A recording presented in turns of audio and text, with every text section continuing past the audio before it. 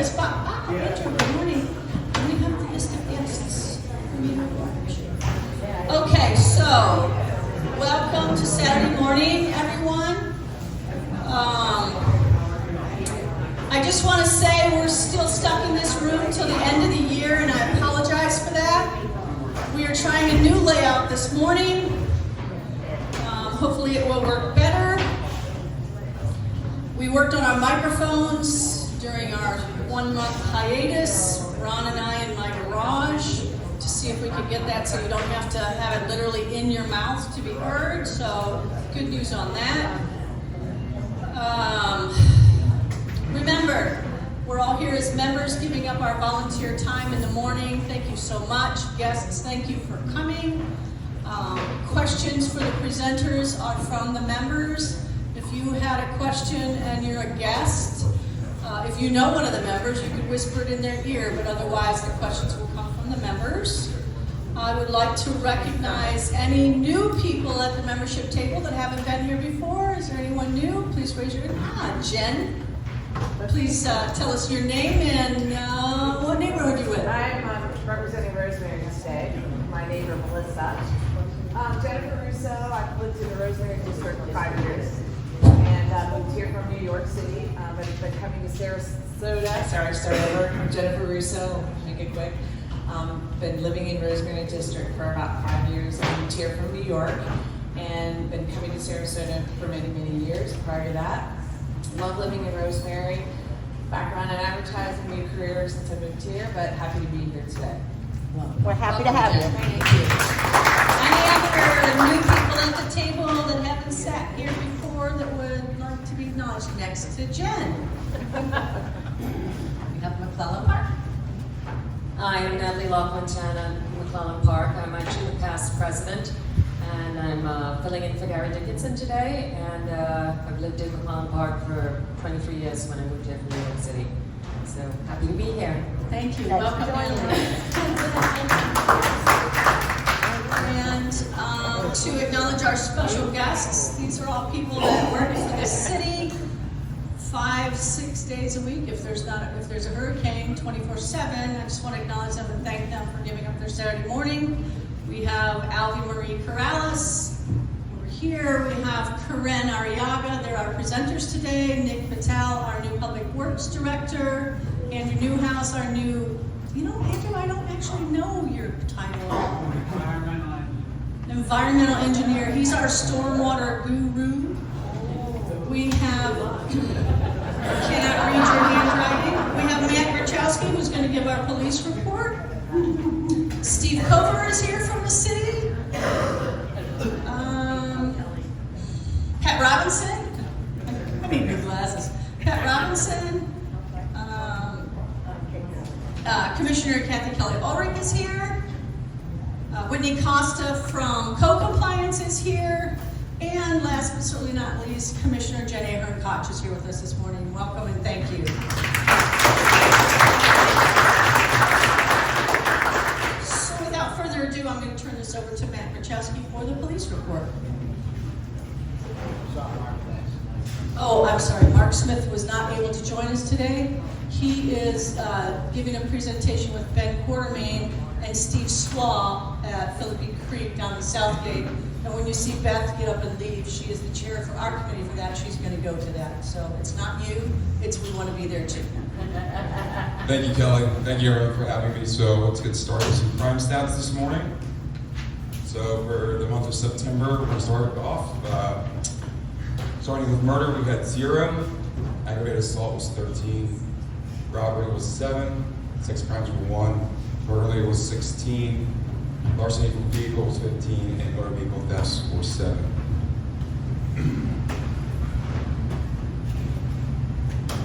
Whoever's new from the new people that have joined us, the next I like to do is the comparison from 2024 to 25 year to date.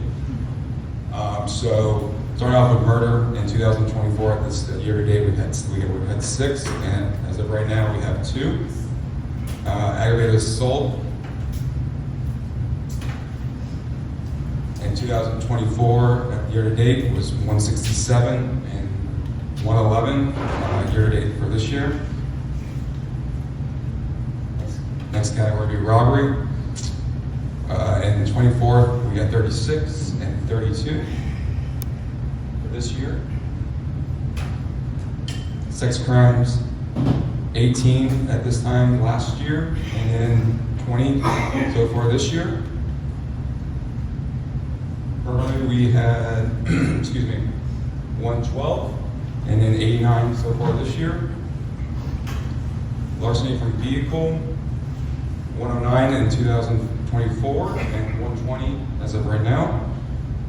And then motor vehicle theft was 89 in 2024, and 83 so far this year. September traffic stats. Overall citations, we had 585 citations, 502 warnings, 502 warnings. Speeding stats, 155 citations, 76 warnings. Traffic crashes, there were 185, 4 of those involved a pedestrian and 6 involved a bicycle, no fatalities. So now we're going up to a lot, season's coming up, so we're going to have a lot of festivals coming. So I just thought it'd be important to have some safety tips on how to stay safe in the crowd. So just some of them before you go, just research the venue, dress appropriately, plan your transportation, charge your phone, pack smart, stay hydrated, please stay hydrated. It is becoming nice, but this is Florida, it gets hot, people don't drink enough water, so please remember that. And protect your hearing. During a crowd event, just be aware of your surroundings. So making sure you know where the exits are. Stick with your group, so don't get lost. Stay hydrated again. Avoid using too much alcohol. Secure your belongings. We talk about that a lot with larceny from vehicles. So make sure you're securing your belongings in your car. Make sure you're not leaving them. Lock your car. Stay away from barricades. They can become a crushing point in case there's a crowd surge. If a crowd gets too chaotic, move towards an exit and never go against the flow of the crowd. If you fall, make sure you're protecting your head. And then keep children safe. So dress visibly so they can find you.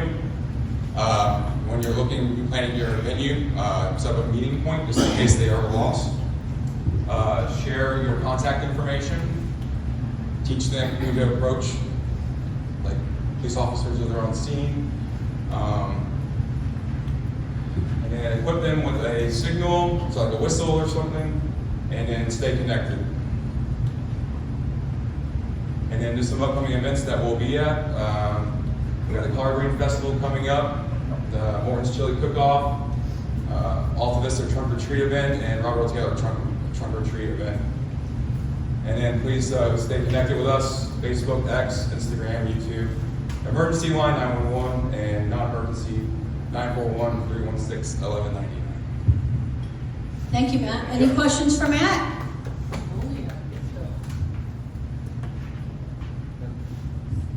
Hi, I'm Chuck Caff out in St. Armands. Thanks for your presentation. I'm sure many of us here saw the newspaper story this week about somebody driving 88 miles per hour over John Ringling Bridge, about 53 miles per hour above the speed limit. As I was driving over here from the Barrier Islands, I saw dozens and dozens of bicyclists and runners and so forth. I wonder if you are thinking that this one incident may be a symptom of a bigger problem, because I think what we've found is in the Barrier Islands, in areas where there's no traffic lights, aggressive drivers like to, flex their machismo and really get the speed up. 2 problem spots, obviously the John Ringling Bridge, and after exiting St. Armands northbound to Longboat Key, where there's no traffic lights, people really gun it for motorcycles and cars. And I just wondered what you guys are thinking about public safety in those 2 areas. Thank you. Sir, do you want to add anything on that, Pat? No, that's a very suggestive question. Yeah. Ooh, does this work? Oh, wow, it actually functions. Chuck, how you doing? So what you're saying is Chris Goliath got caught going over the bridge at 88 hours. Because hey, if you don't show up, that's on you. So we're very aware of those two hotspots, and you're correct. Anytime that you come over from a traffic signal into a straightaway, people tend to get up on their accelerator. But as you can see based on our social media, thank you for pointing that out. Please follow us on Facebook, Instagram, Twitter, X, or whatever it is now. We do extra enforcement there. One of the challenging things for us, as you know, there are a number of state roads inside the city limits that we do work with FDOT to get mitigation strategies. So one of the things that we're looking at, and Nick, will follow up with this, but putting in some additional speed bumps on the north side past the St. Armand Circle. The bridge has always been a challenge. I mean, for those of us that have been around a little while, if you remember the old Ringling Bridge, it was a challenge in its own way, mostly because it got stuck open all the time, but that did slow traffic down.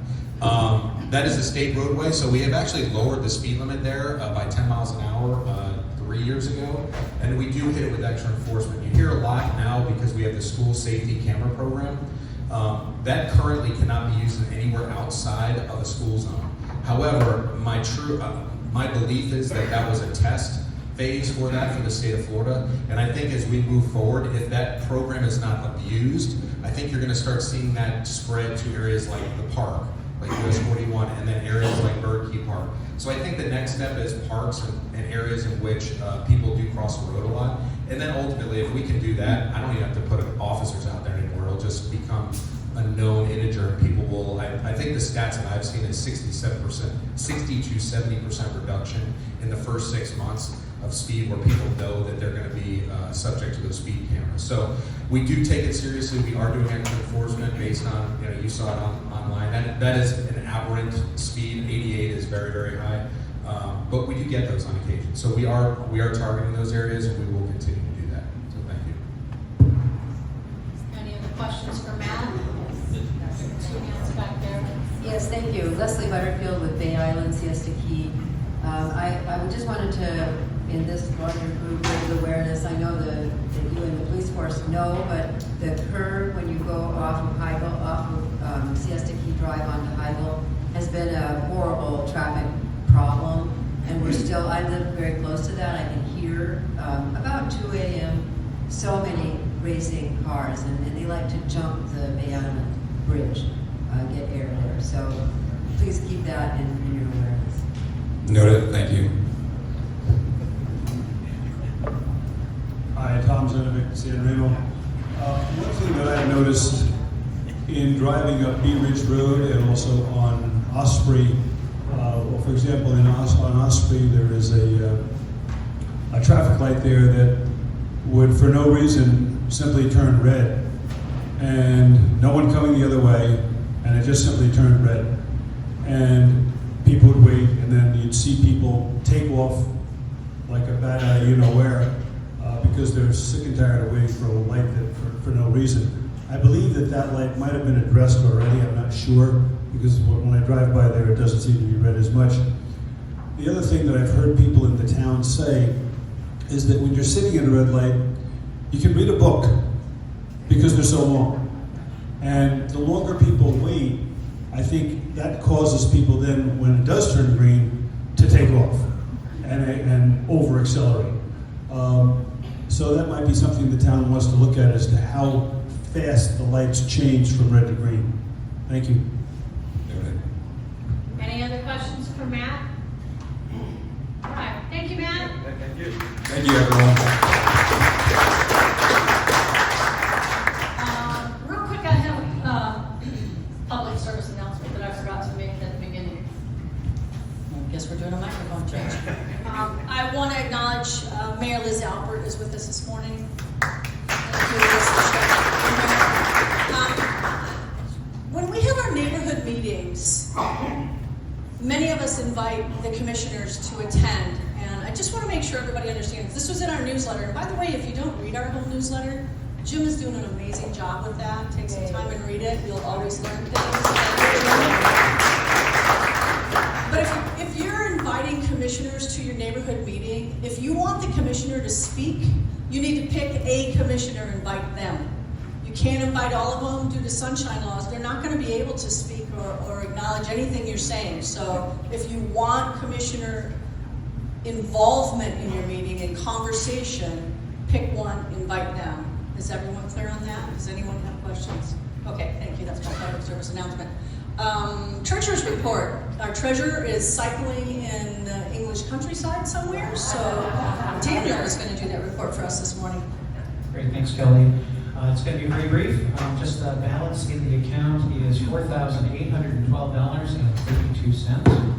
And the only unusual expense this month was the annual insurance payment of $727.20. Thank you, Daniel. All right, we're going to jump into committee reports real quick. And as each committee chair leads their report, if I could ask you to ask your committee members to hold their hand up so they can be acknowledged for the work they're doing also. Beth, you want to go first? Sure, good morning. I'm going to update you on the Stormwater initiative that we started this past spring. Good news is we've been kind of dry, which is great for this troubling initiative. So the good news is we have 2 members of CCNA that have been appointed to, it's called the County Stormwater Environmental Utility Advisory Committee, SEAU. And I put this out on the website, and you can have a link to it if you want to share it with your community. Steve Swaw from Gillespie Park and Eileen Normile, who's with us today from Hudson Bayou, are going to serve on that committee. Steve is going to serve as member at large, and Eileen will serve as City of Sarasota appointee. What's important is that we now have 2 members from our community, specifically CCNA, that are sitting on this board with the county, and that's just really good long term. So Eileen, thank you in advance for your community service. Second item is that Kelly and I were able to do a FOIA request, Freedom of Information Act, to the county, and we asked for all 311 tickets that our city had submitted, and those are requests for work, stormwater work in your community. We received the data, and we are analyzing it, looking for trends, looking for things that maybe the county should be looking into, and we've scheduled a meeting with Ben Quartermine later this month to go over what our findings are. So more later on that. Thank you. If you serve on the Stormwater Committee, could you just raise your hand so people can see you and acknowledge you? Like, raise it so people can see you, raise your hand. Thank you very much, appreciate it. Thank you. All right, next up is, how about we do parks? So the Protect Our Parks Committee has been slow moving. We do have a meeting with city staff, city attorneys, Jerry Fogel, October 14th. Supposedly, they've been doing some work behind the scenes, so I'm hoping when we have this meeting that they will be giving us some direction to move in. And unfortunately, it's just Barbara and myself and the committee that are here. The other 2 people are not in the room today. It's Ted Wilson and Sherman Baldwin. So I hope to have more information in November. Thank you. Traffic, Neighborhood Safety, Traffic Calming Committee is actually our presenters today. So that committee members are here. Raise your hand, Karen. I know you're here somewhere. Karen's here, Hugh is here. Please note that 2 members of this committee are not at this table, but willing to give their time to our community, and I thank you very much. Next, we're going to have air quality update. Ron Keshty. Thanks. So it's only been 3 weeks, but a lot's happened with the Air Quality Committee, and we've been focusing solely on U.S. recycling. And what we've been, in the committee members, there's Barbara and Kelly and Laurel Quartermain, who couldn't be here because she was feeling under the weather. So what we've been trying to do is tackle this from all aspects. You know, the air, the water, the noise, after-hours operations. And so with the air enforcement, we continue to record the intermittent hazardous conditions. And over the past month, it's reached a couple of peaks where the air has been so toxic that it affects everybody, not just sensitive people. And what we've been doing is we've been reporting that to the county. The county has their own EPA division. For water, we have a big update here. We've been working with the Suncoast Waterkeepers, who always had this site on their radar. And they were able to finally test the stormwater around US Recycling. And they found it to be contaminated. And they're actually in the process of filing what's known as a notice of violations with intent to sue under Federal Water Pollution Control Acts. Now, this is a big step, but it won't solve it. But thanks to the waterkeepers, and if they do ask for contributions at the end of the year, just know that they've been working for the community. For the noise, anyone that's been focusing on Facebook have seen the videos of the neighbors complaining about the extremely loud noise, particularly on weekends. And what we've been doing is the committee's been working with city management and SPD to come up with a process that we can do our own recording that could be submitted to the magistrate so that we can finally help SPD and code compliance with this intrusive noise.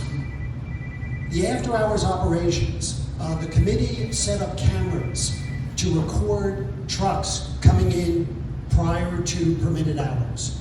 And clearly we've had some effect. While we couldn't perform any code compliance violations, the owners clearly got wind of it. And now we see between 6:30 and 7 o'clock in the morning, trucks lined up before they can get into there. So we're definitely making progress with this. What this all leads to is ultimately trying to take some legal action. You know, having the city perform what's known as a public nuisance legal action enforcement. Because one thing that the committee has been working on, and we haven't made this public until now, is we knew one of the solutions would be finding someone to buy the property, finding another owner. And we thought the best alternative use would be for affordable housing. And we contacted one of the largest operators, builders of workforce housing, and that's housing from 30% to 70% of AMI. And this partner was McDowell. And they agreed to start negotiations to buy the property. And they've been working on this for several months. And behind the scenes, we were talking to county commissioners because they needed some grant funding in order to pull this off. Well, we recently found out that even though McDowell, and we were pushing McDowell, agreed to the purchase price, agreed to all the conditions that the owner had, the owner decided, I'm making too much money, and I think I'm gonna wait rather than selling it. So even though he got his price and got everything he asked for, he thought it was more profitable to continue these operations which are harmful. So back with the legal action with the city attorney. Where we're at, in order to do a public nuisance action, you have to reach a certain level of administrative agencies. There's have to be cited enough times that a court would say, hey, the administrative agencies can't help you, we'll do an injunction and close them down. And so what we're currently doing is we're calling the committee thousands of documents to gather them for court admissible evidence so that the litigator can look and say, do we reach that bar? And we're hoping we're there, but we'll know in a couple of weeks. And to give you an idea of the scope of what we've been doing, we've actually are actively talking to 11 government agencies, which is kind of incredible. And when you think about it, none of this would happen without CCNA. You know, if residents didn't get involved, if neighborhoods didn't get engaged, if the community didn't come and work together, you would never get all these desperate organizations together to finally tackle something that's known harmful to the community. So that's where we're at, and we'll keep everybody focused, up to date. Thank you.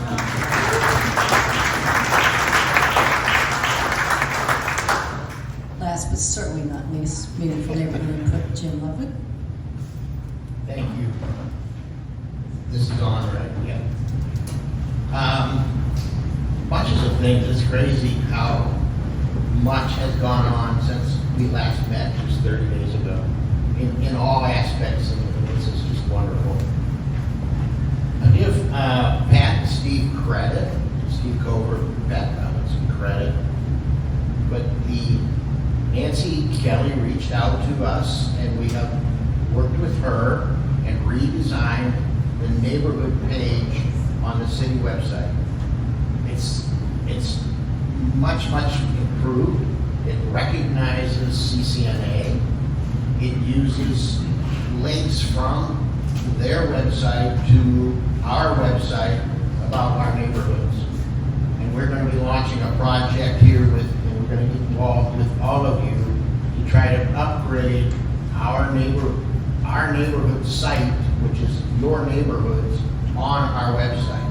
And we're going to do that as a coordinated effort. The other thing that the committee is doing right now is we're meeting with city staff and with the commissioners to go over the ask document that we went over last time we were here, and just see how we can make that move forward. Thank you, Jim. All right. Without further ado, we're going to jump into our special presentations. And I am going to mix up the order, even though it shows on the agenda that the ladies are first. The gentlemen are going to go first.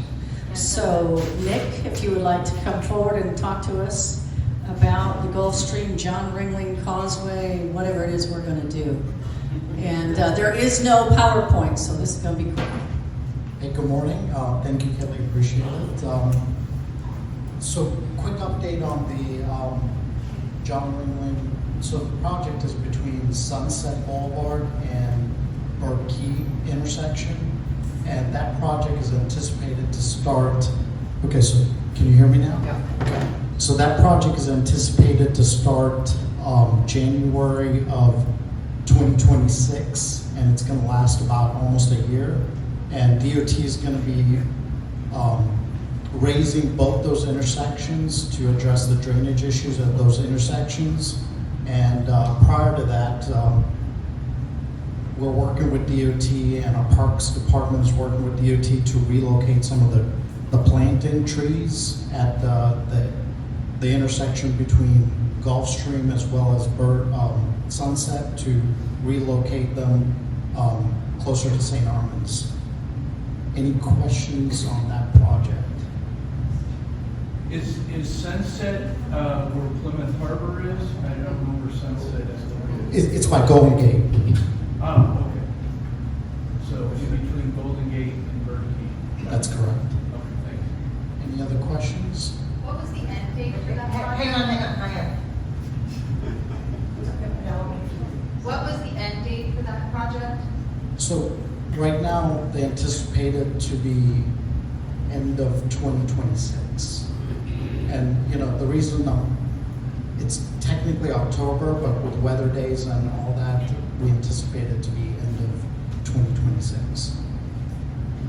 Can you give us an idea of how traffic will be handled during that year? Will there just be one lane going through, or how is that going to work? So they anticipate doing the road closures at nighttime, and then anticipate to have it open right now around 7 o'clock in the morning, and that's the time frame. Completely open, and it's not going to be deterring traffic at all next year? That's what the plan shows at this point, yes. Thank you. Can you say your name and your neighborhood, please? Oh, I'm sorry. Thank you. Yeah. Of course, I'm very involved at Plymouth Harbor, Joyce Fitzpatrick. Thank you. I'm I'm Judy Miller from Golden Gate Point. Can you say something more about that specific intersection? Because we're concerned about the landscaping that we're trying to do. I understand it has to do with creating better drainage over on the Sunset side. Could you be more specific about what is exactly going to happen at that intersection that I need to tell my neighbors about so that they can be forewarned and, if necessary, armed with information in order to be helpful? So at that intersection, the DOT is going to be raising the intersection roughly about 2 feet. And then also there's a seawall at that location. They're going to be raising the seawall as well. And they're going to add additional drainage to drain into the pond that's located over there. Any other questions? Hi, stormwater specific. Are you talking about the drainage pond that is between Golden Gate Point and Hart's Landing? That's correct, yes. Okay, so that's state property. That's not. This is all state. This is not. That's correct. This is all state property.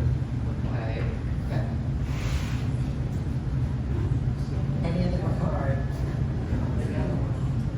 When you started talking about drainage, is this going to help at all the drainage problem that we have right in front of Plymouth Harbor on John Ringling? No, that's not going to address your issue. So DOT in 2028, they anticipate doing the Little Ringling Bridge, which will address some of the drainage issues at Plymouth Harbor at that point. But that's not part of this project. It's pretty bad there, and we have heavy rains. Thank you.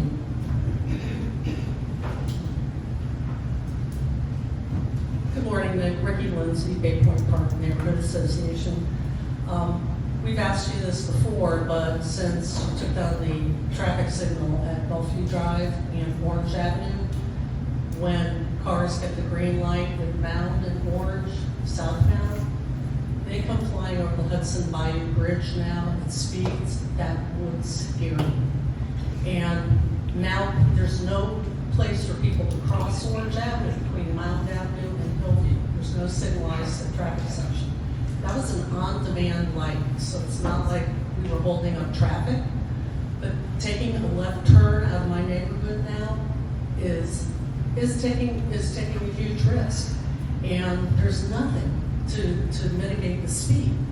And I understand the signal was, quote, taken down because it was damaged during a hurricane. It was just cocked 45 degrees. I don't know why I couldn't turn. But not just for Bay Point Park, where it's a little neighborhood, I get that, but everybody on the east side, and I'm sure Eileen or Mile can speak to this, that is a very heavily trafficked sidewalk on South Orange Avenue. And I'm just waiting.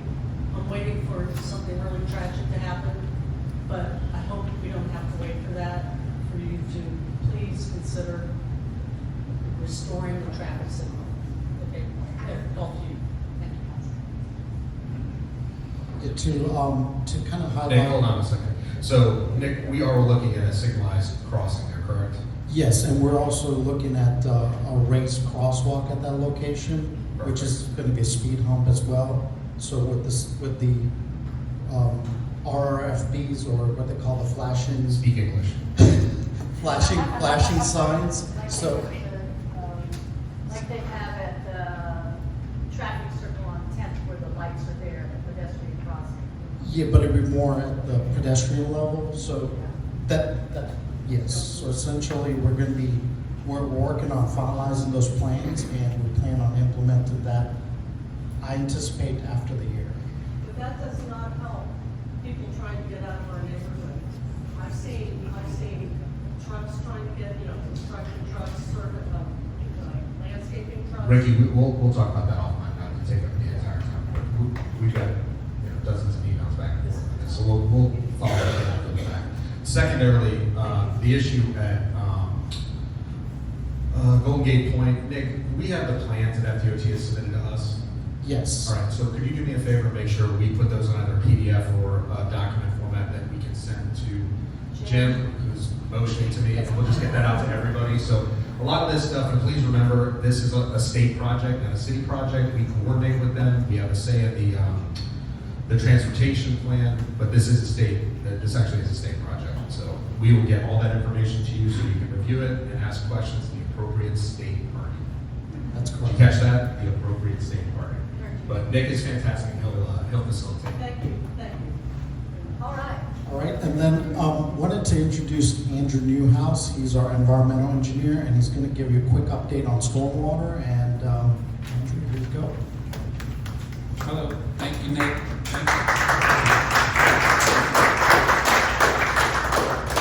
Thank you, CCNA, for having us. Thank you, Kelly, for inviting us. My name's Andrew Newhouse, Public Works environmental engineer. First, I just want to say I was born in this city at Sarasota Memorial Hospital, a couple miles to the east. My father owned a restaurant, the Melody Restaurant, for over 30 years, 2 miles to the north of here. So, I went to Pineview School, graduated from University of Florida. So it's great to be here.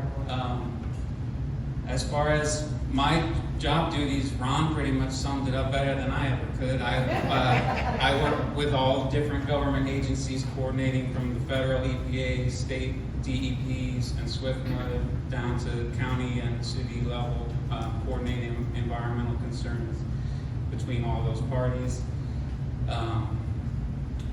Right now, I know Nick and I have been working with the county through a resilient SRQ grant funding available due to the storms we suffered last year.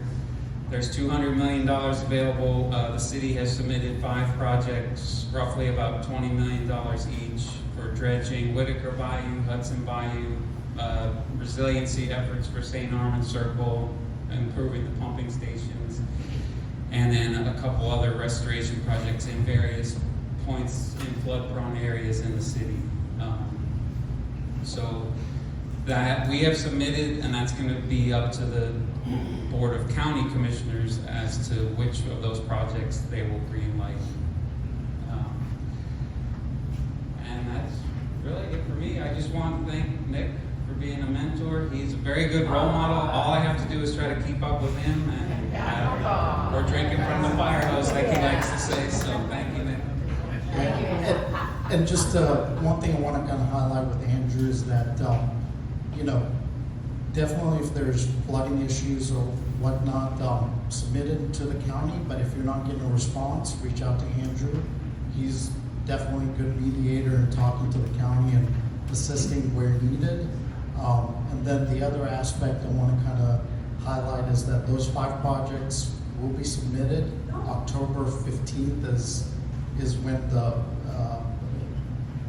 the grant portal closes, and then it's up to the county commissioners to decide on which projects will move forward. And we did work closely with the CCNA Stormwater group with that.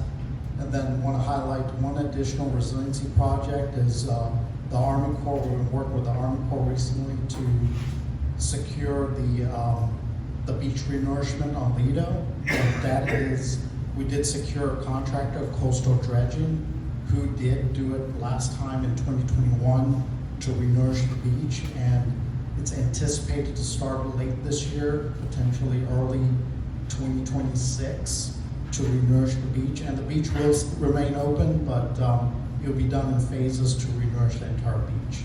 With that, do you all have any additional questions?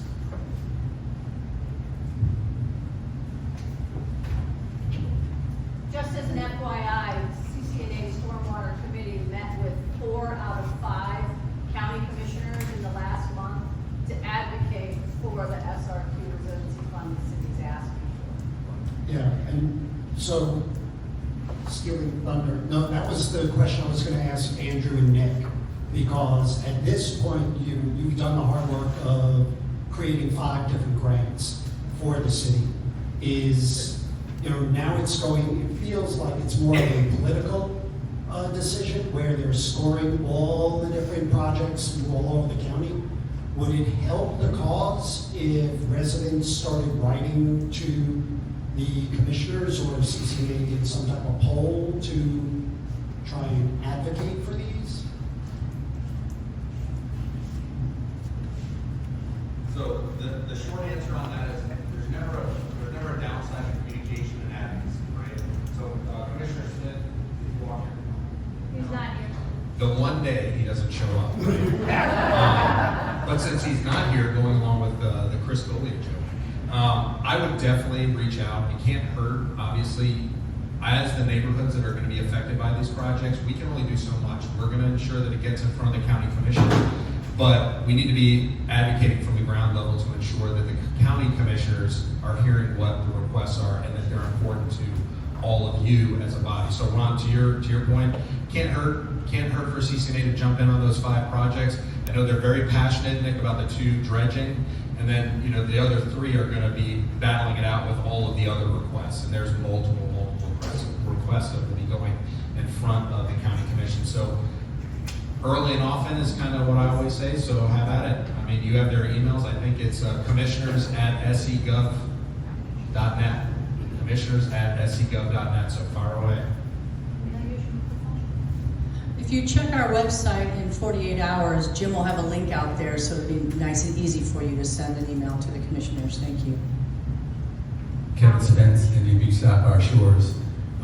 Many of the stormwater drains that we have are piped straight into the bay, and as we know, we have red tide problems and all the chemicals washed off from the roads and yards are a problem. As you're working on stormwater, can you give us just an idea of what's being done to mitigate the end flow into the bay? And is there any plan anywhere along the line to take any of those straight pipes, go straight from 41 into the bay that are, all of our neighborhood is just right into the bay? Now I know at the bay here, they actually did some mitigation. Is there anything like that planned in the future? At this time, due to the interlocal stormwater agreement, Sarasota County, the city residents pay a tax for stormwater, and that 100% goes to the county, so they manage that. At this time, there are no infrastructure improvement plans that I know of along those lines, but Nick and I are working with Ben Quartermain and the new staff, and that we're going to be looking towards future grants to make improvements along those lines. That's one of my goals. Kelly, one more thing. Eileen Gorman from Hudson Bayou. As the new member of the Stormwater Advisory Board in the county, the commissioners have said they're planning to raise the profile of that particular advisory board in the hope that there can be better representation of the people who are suffering from stormwater issues. So as the representative of the city, I hope that you and I can work together, and I will get you my email address, which will be a county email address, which I'll give to Kelly as well, so that if people have issues, I can nag, and I've been told that's my superpower. Thank you, that's a good power. And yes, please, reach out to me, keep me informed. I just want to thank all of you. We have the same goal, is to make the city a better place than it was when we got here. So I'm on board with that, and yes, please keep me informed. All right, thank you so much. We appreciate your time.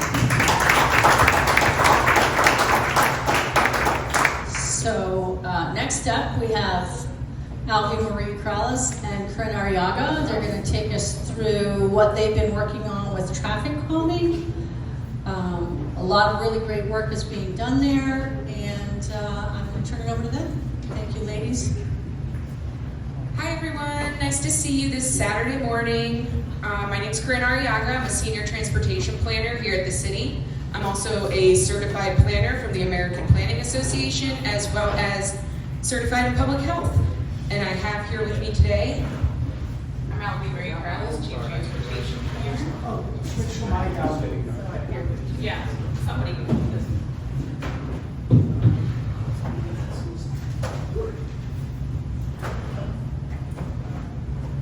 Okay, so I am going to share with you a little bit of the timeline so far, what we've done with the traffic calming plan.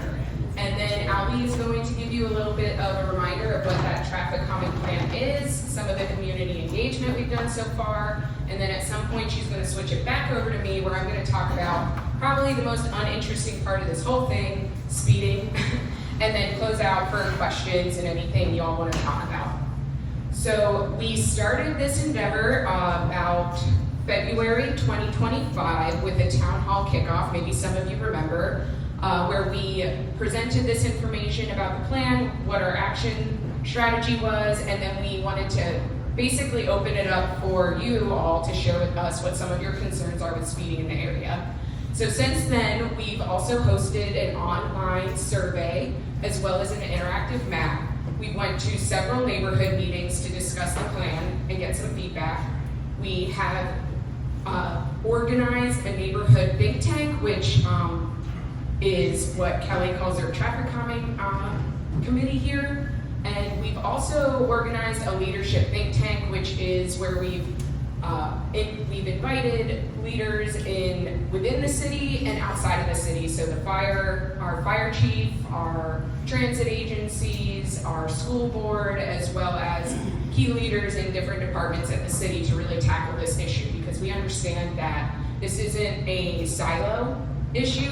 One person, one organization, one department isn't going to solve this issue. It's going to take a village, and so we understand that, and we want to make sure that we are communicating with everybody who has a stake in making sure our community is safe and that speeding is under control. So right now we're in the summer. Well, not really. Okay, so so during the summer we did a lot of the data collection. So we used a streetlight analytics format. It's a big data company where it collects information from your applications on your phone. So when you do the apps and you don't read the terms and conditions and you hit accept, they're collecting your data. This is part of that. They also have sensors out there that validate and also contribute to that data set as well. We worked with our community think tank, which you'll hear more about making an evaluation for our arterials and collector roadways, which are just basically our higher volume roadways, not our local roadways which connect you or where your houses are on. And then we also had a neighborhood think tank meeting. So right now you'll see we're here in the fall. We do have a city commission meeting coming up on Monday where we'll be presenting an update as well as bringing some of those ideas that we heard from the community and presenting them to commission and asking for direction.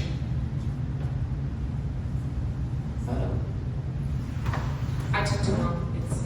Okay, so now I'll hand it off to Allie to talk about, again, what is the traffic calming plan? I know we have some new faces and then some of our engagement efforts.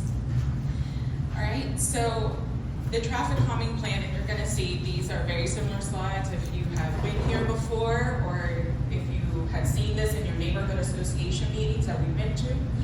So we're going to go through the traffic calming plan. So first, what is traffic calming? Traffic calming is a set of roadway treatments that can help alter driver behavior and reduce the negative impacts motorists can have on pedestrians and cyclists. Traffic calming can help reduce speed, vehicle crashes, and increase pedestrian and bicyclist usage.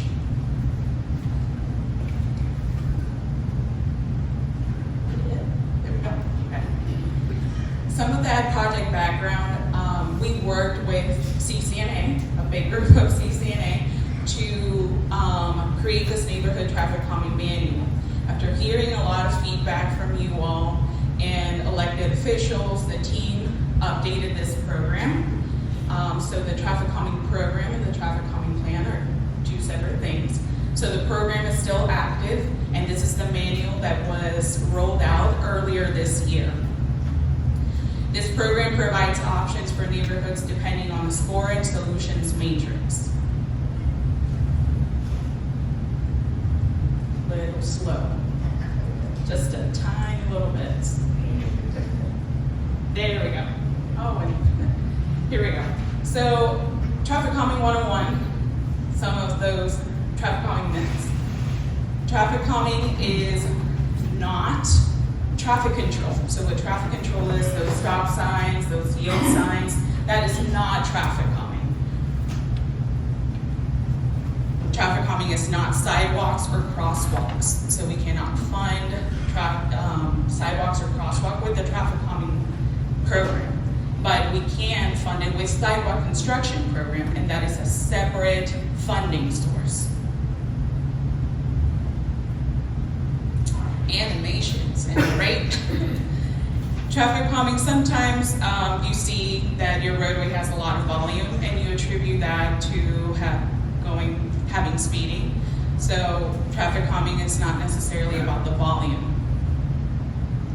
And then the last one is efficiency. Traffic calming does not make things more efficient, especially when you're thinking about emergency vehicles and reaction times.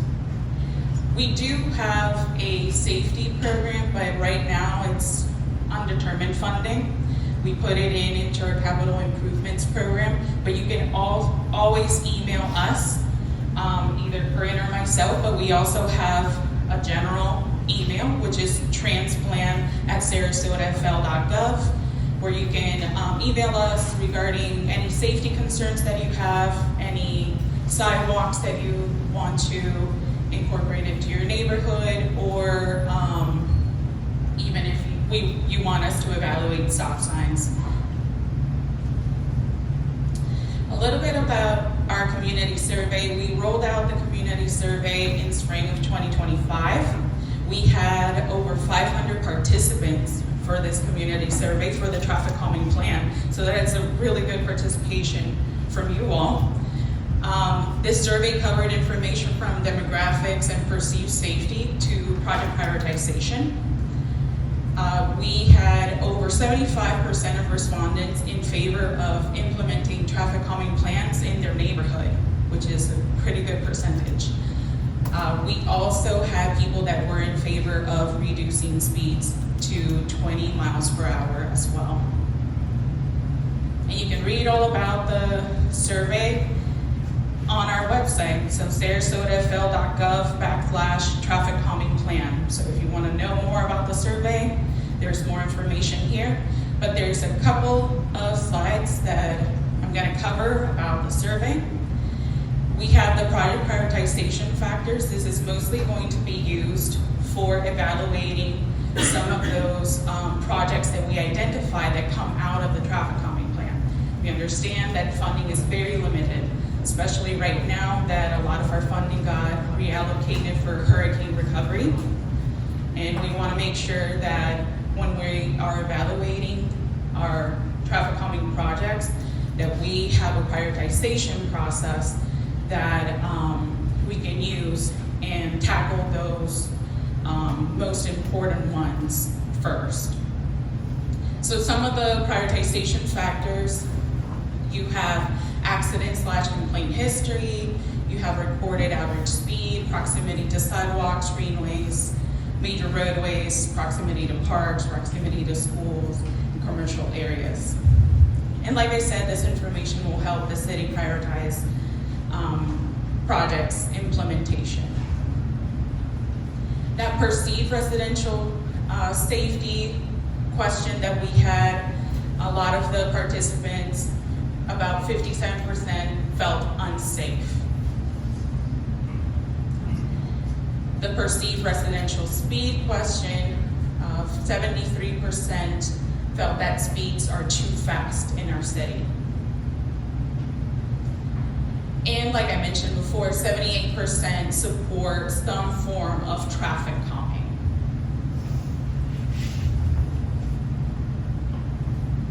Great.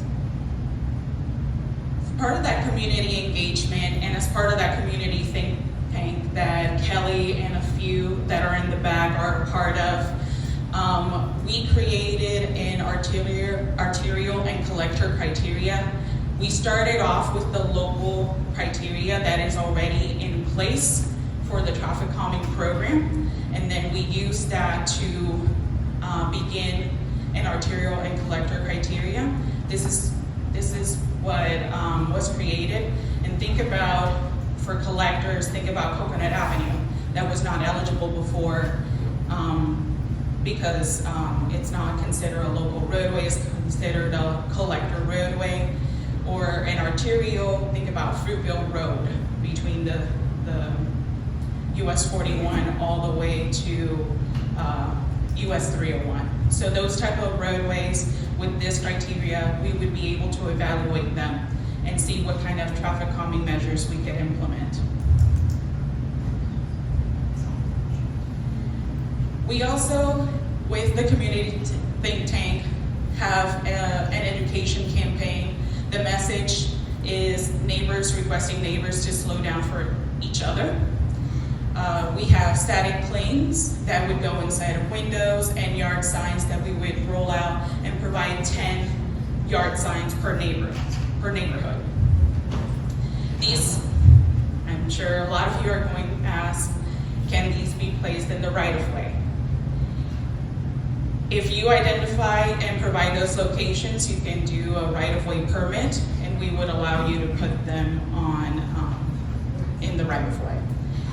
These, we will provide them to you at a later CCNA meeting, and we have a lot of them. They're still in production. We wanted to provide them to you today, but still in production.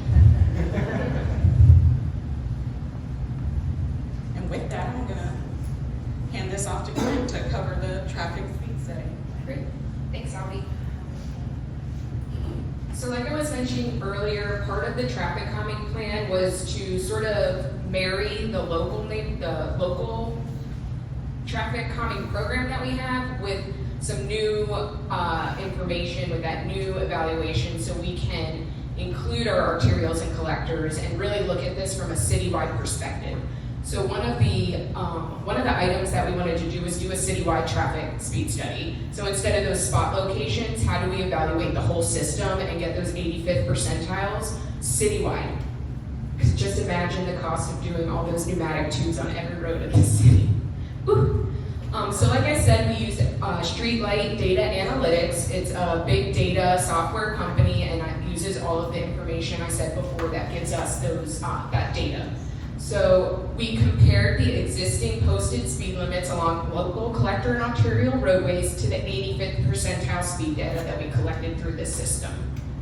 So the goal was to identify roadway segments where the recorded 85th percentile exceeds the current speed limit, and that's what we like to call a speed differential. So when I am talking and I'm saying speed differential, I really mean the excess speed between the posted and the 85th.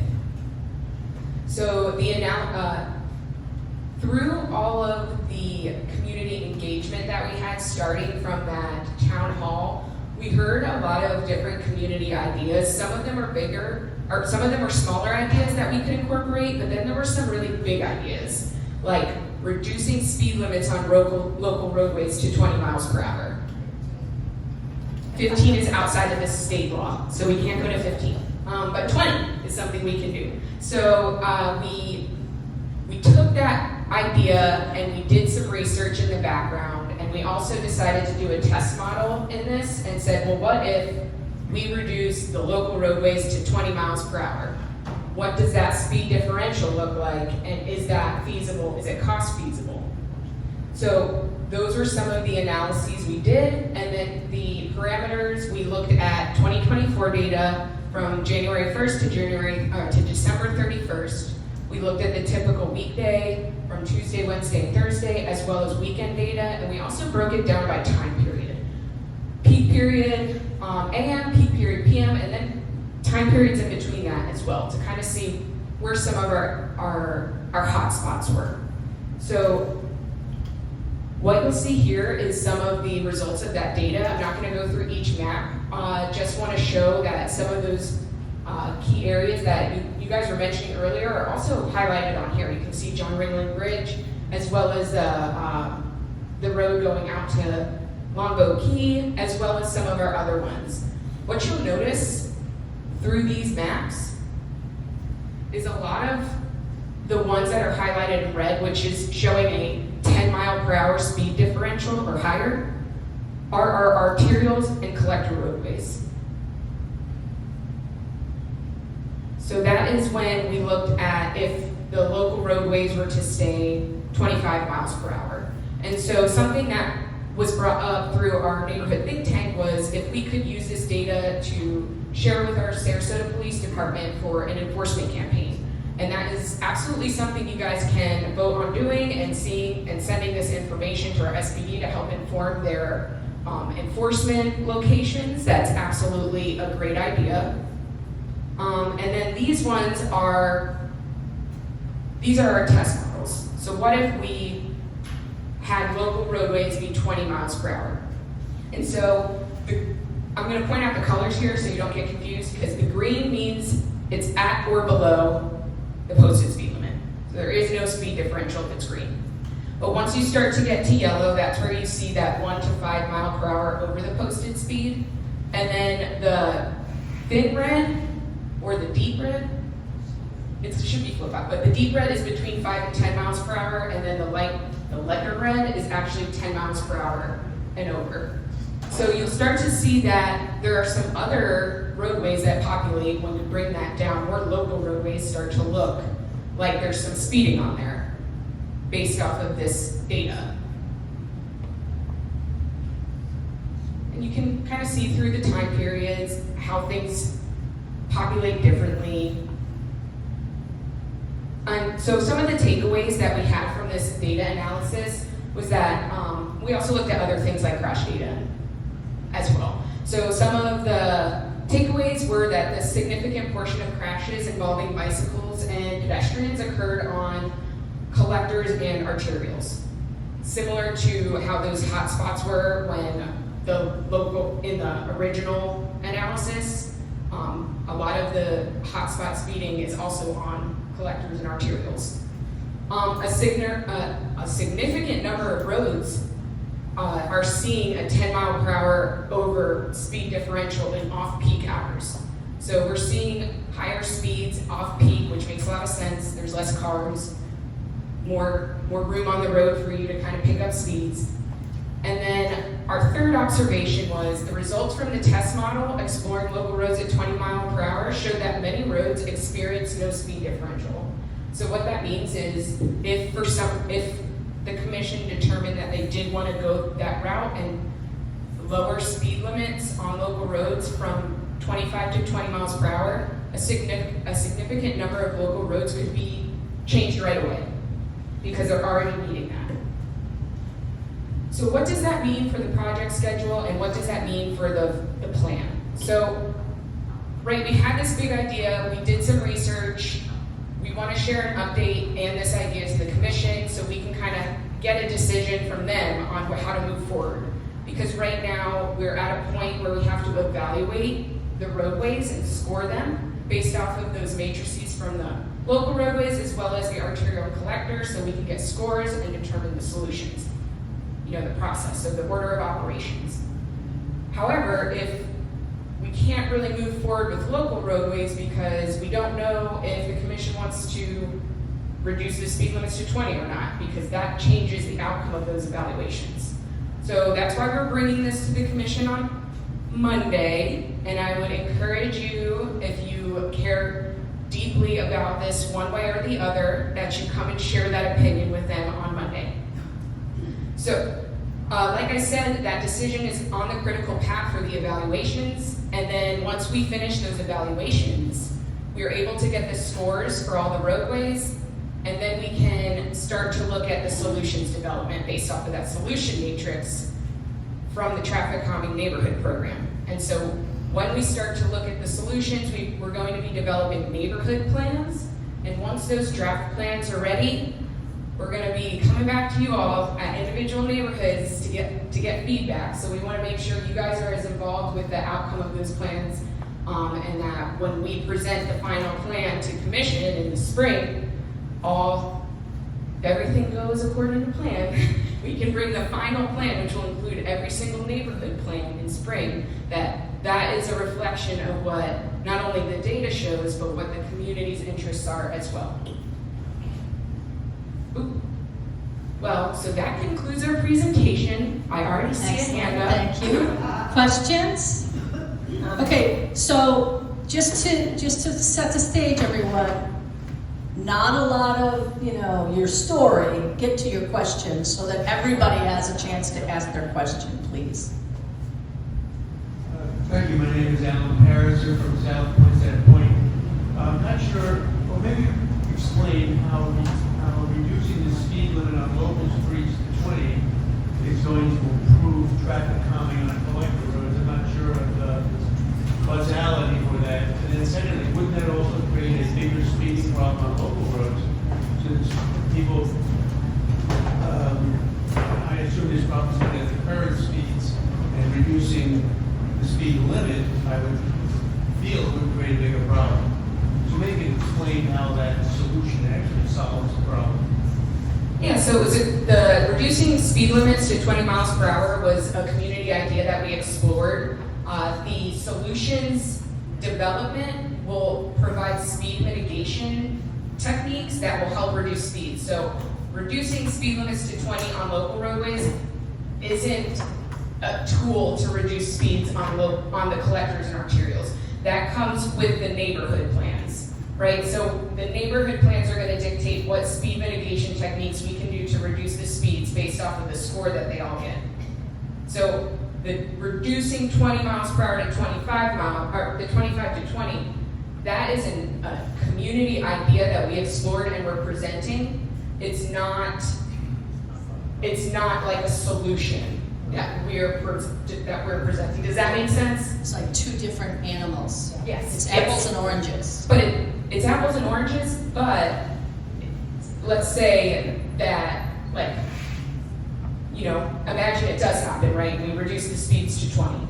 So like I said, there were segments and roadways that already meet or so we can change those, but the ones that don't would then get treatments, and as those treatments get implemented through the plan, that's when those speed limits change to 20. So it's all there's a order of operations that happens, so nothing would happen right away unless the 85th is meeting or below that 20 miles per hour. Hey, Rob Grant, Arlington Park. Obviously, you guys have done a lot of work on this. I personally appreciate that, and our neighborhood does. I guess what I'm trying to understand is what are you asking? I don't understand what you're asking the commission to do with the meeting. If I come down there to speak, are you guys making a recommendation? I was trying to understand what the purpose is and what you guys are trying to achieve in the commission meeting, so that we can offer the proper support for you. So. Yeah, absolutely. So we did a lot of research and we went through the motions and we did this test model. So we are recommending to the commission that we reduce local road speeds to 20 miles per hour. And there's a larger attachment to that, which is to have a maximum speed limit within the city of 35 miles per hour. So city-owned and maintained roadways are already 35 or under, and really what that's saying is requesting from FDOT that they're targeting, posting, and designing the roadways at 35 or less. Gotcha. And then I just wanted to respond to his comment about reducing it. Like you said, there's many departments involved in dealing with traffic and speeding, and just wanted to remind everyone that the state of Florida, enforcement cannot occur until you're at least 5 miles an hour over the speed limit. So if you have a speed limit in your neighborhood of 25, they can't even consider giving anyone a ticket until they're at least 31. I mean, it's not even possible. So, in my eyes, it's just me, but achieving that 20 mile an hour speed limit assists another department on enforcement. So these things do all work together. So. Other questions? I saw somebody on this side raise their hand. Hi, Kevin Spence, Indian Beach, Sapphire Shores. I want to thank you guys for the work you're doing on this. It's very important, and we appreciate your dedication and all the labor you put into it. I think the focal point of traffic calming is public safety. And one thing I am a little baffled about is, correct me if I'm wrong, but isn't the 85th percentile really a function of what drivers feel comfortable driving at?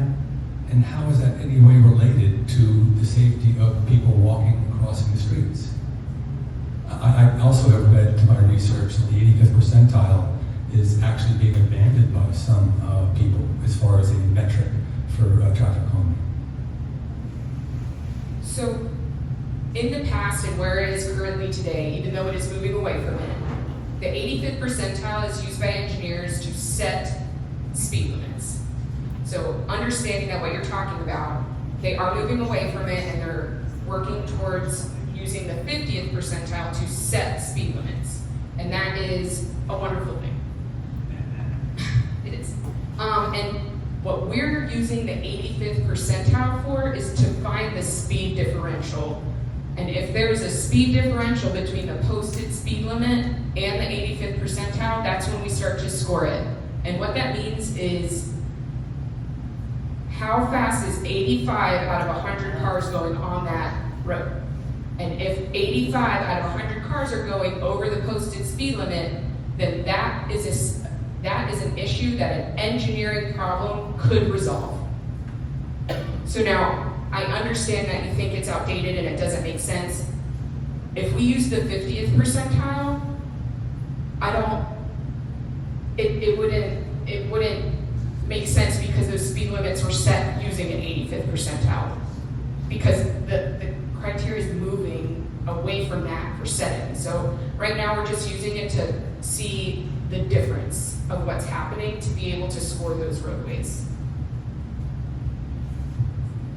Dean Anderson, Avondale. Thanks for coming out last spring. It really helped a lot.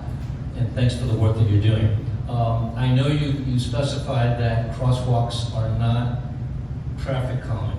I disagree with you on that one, but between Via Vista and Mount, there's no crosswalk for our two neighborhoods, Hudson Bayou and Avondale. There's a bus stop there.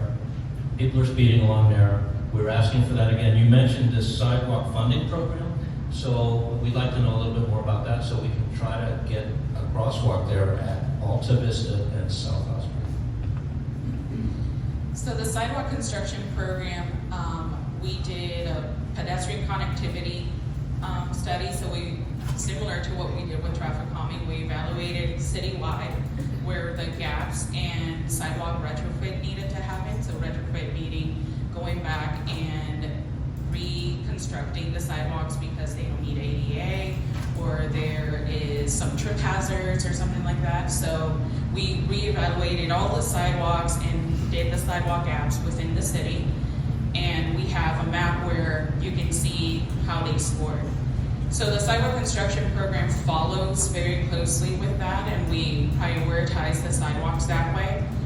If for some reason you have any petition in terms of sidewalks or crosswalks, then we put that into the scoring so that way the sidewalk moves into a higher ranking, because we understand there's a lot of sidewalks that need to get reconstructed. There's a lot of gaps in the city, and again, it just goes back to how much funding we have.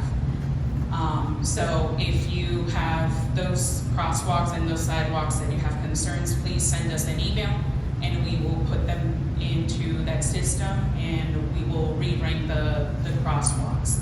Now, the program right now has limited funding because we have a lot of that money is going towards some of the sidewalks that we have already prioritized.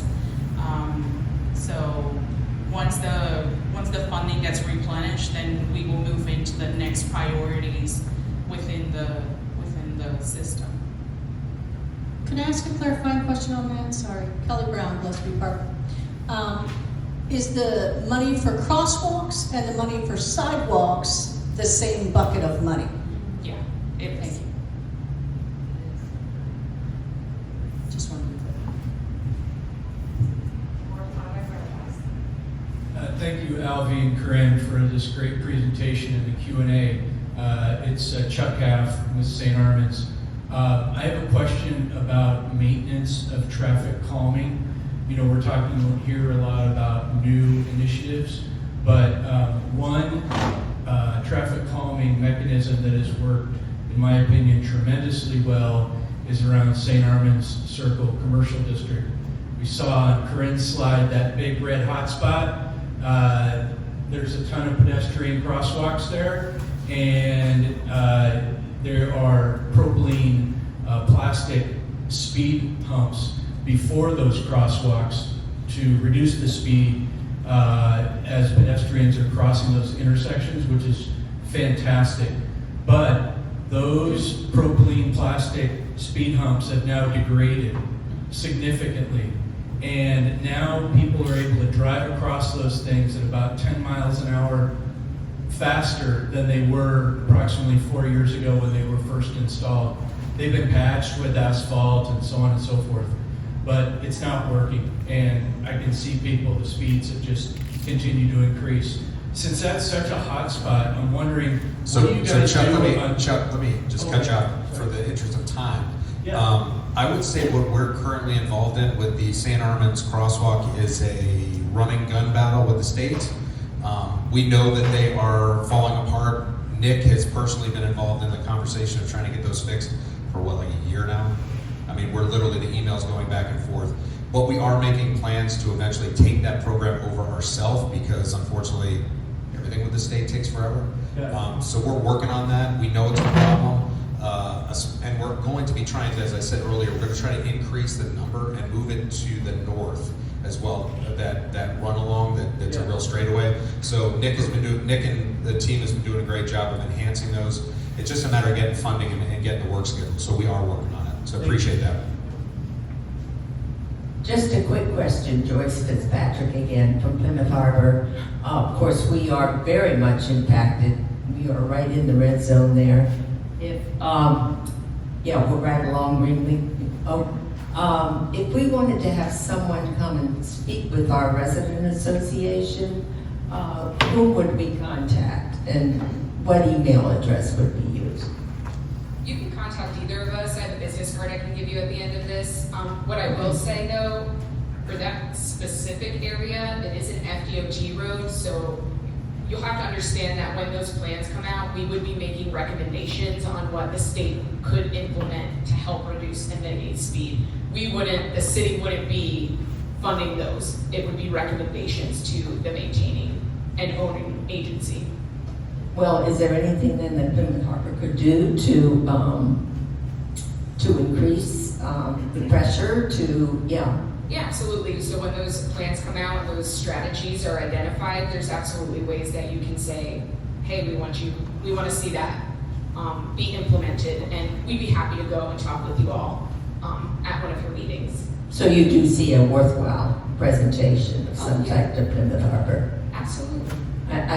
You wouldn't go into all of this, but just specifically related to our situation. And I think that once the neighborhood plans come out, we'll have those strategies as well, which will be even more worthwhile because then we'll get feedback from you all as well. Great.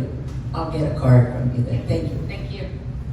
We have time for one more question. Two more questions. Thank you for all your work. I'm Edward Walsh from Buying Ropes. This is Jody, our president. Nice to meet. We've been having an issue with a collector road, Old Brady Road. Of course, going back and forth from the airport and also commercial trucking. One of the things I noticed myself when I'm driving, I go down to Coconut or Martin Luther King, there's a little sign that's blinking and telling you your speed. And I think that's the best method of common traffic speeding, essentially, is seeing that big sign blinking and telling you you're going too fast. Can we implement some more of those? So that's absolutely one of the techniques that we can implement on arterials and collectors. It's one of the ones we like to use in specific, depending on the context. So great comment. Yeah. Hi, Leslie Stein with Multi-Listed. I like to look at sort of what the bottom issue is. And if people are speeding, it seems to me that they're speeding because they need to get somewhere. And so could you say a little bit about what you're doing to increase the efficiency so people can get where they need to go in a timely fashion? So the traffic calming plan is not about increasing efficiency. We do work very closely with our traffic ops folks who work with signal timing and things like that. Actually, some of the things we would probably work with them on and introduce is about signal timing on our arterials and collectors and how that can help reduce speeding. I can't promise that would increase efficiency, but that's not the purpose of this plan, right? The purpose is to make sure that people are going the speed limit. Mythbuster, traffic calming is not about efficiency.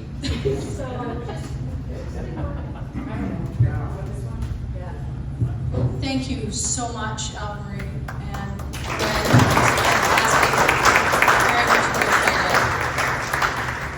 you know, at my first CCNA meeting a really long time ago, Danny Robbins was giving the police report and speeding was brought up, and he said something that stuck with me. He said, you know, it all starts with the people sitting in this room. Slow down. Are you speeding? And I thought to myself, I don't speed. And so I paid attention. The next week, everywhere I went, I was speeding. So it starts with every one of us. Slow down. Pay attention to the speed limit. I was following a friend to take them to get their car repaired this last week.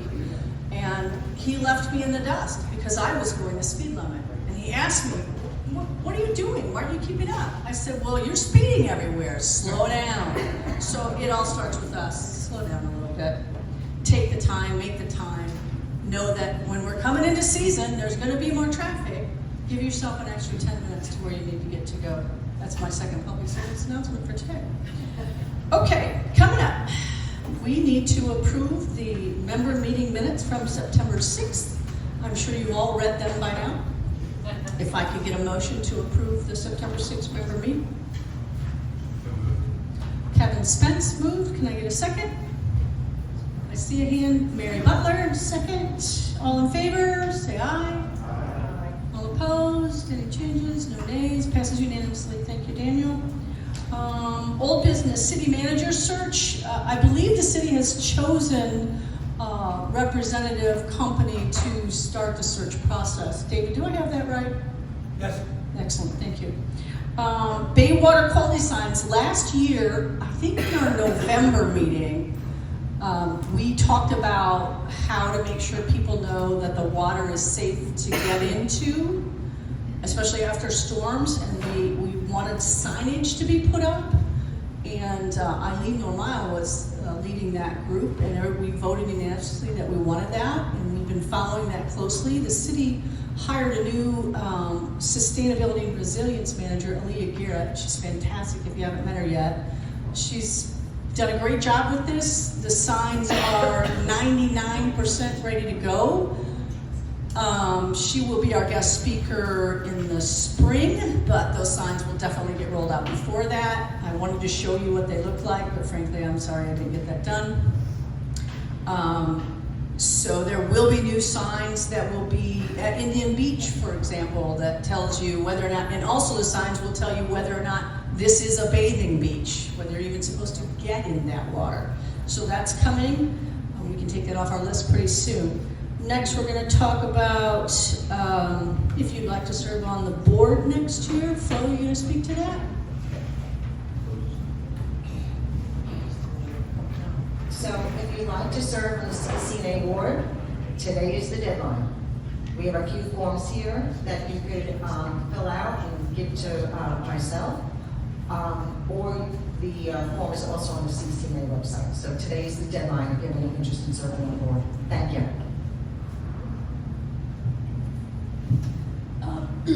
Hi. So 2025 CNA Neighborhood Award nominations. If you have somebody you want to honor, we'll be accepting those until Monday. And so far, we've had 6 nominations for 3 amazing candidates. I'd like to fill it out today. And I'd like to thank everybody who's contributed so far. Your thoughtfulness of one another is the strength of our community, so thank you. All right, thank you. Next up, neighborhood reports. Pat, would you like to join us up at the front, please? Or do I get my own mic back here? I'll give you a mic if you move up here.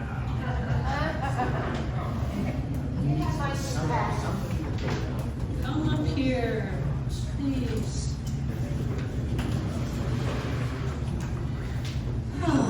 Where shall we start?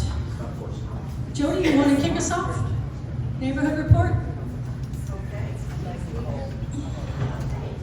Good morning, everyone. I'm Jody Geiger with Bayou Oaks Neighborhood Association. I really don't have too much to say. We have a general meeting coming up in January, and the board meeting in November.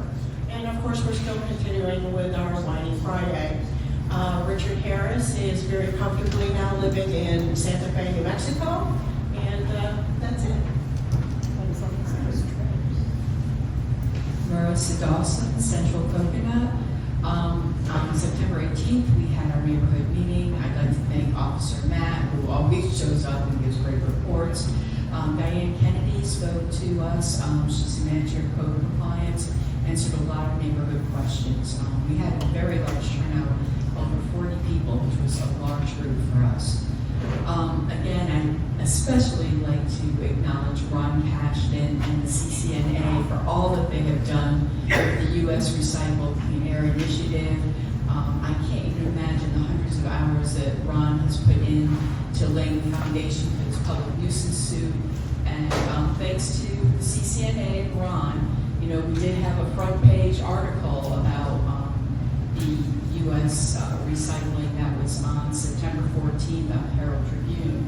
And then they had a huge, in the middle, they had a whole huge thing about it as well. So I really want to thank Ron and thank you to the CCNA for taking this over. You have done much more in a few months than we have done in years. December 18th, 6:30 p.m. will be our neighborhood meeting and our holiday social. We have Keep Central Coconut Beautiful signs going up. Those were donated by Mark Plecca. They're going up all over Central Coconut. It's really nice. And as has been already mentioned, we've got the Big Mama's Collard Green Festival, which is Newtown, but it's big for everybody. And that will be October 18th at the Robert L. Taylor Rec Center. And anybody that hasn't been, the Black History Trolley Tours are also amazing. You have people coming in from out of town that like to know the history, a little bit about Sarasota. It's a really fun, interesting way to get to know a very neglected part of our community. Thank you. Joyce Fitzpatrick, Plymouth Harbor.